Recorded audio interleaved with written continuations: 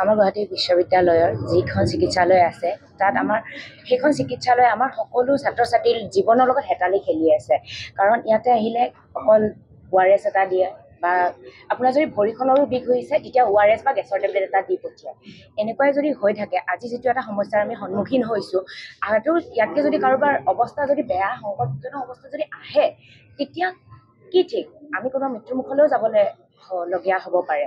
গতিকে সেই ক্ষেত্ৰত আমি আজি এনেকৈ মিলিত হ'বলৈ লগীয়া হৈছে। আমাৰ চিকিৎসালয়খনৰ এই অৱস্থাৰ কাৰণে আমি আজি ইয়াতে বহিব লগা হৈছে। আমাৰ কৰ্তৃপক্ষই কি কৰি আছে, আমাৰ যিখিনি ছাত্ৰ ছাত্ৰী তেওঁলোকে মানে জনাইছে আমাৰ কৰ্তৃপক্ষই যে ইমানখিনি সমস্যা হৈ আছে, কিন্তু তাৰ সমাধান হোৱা নাই।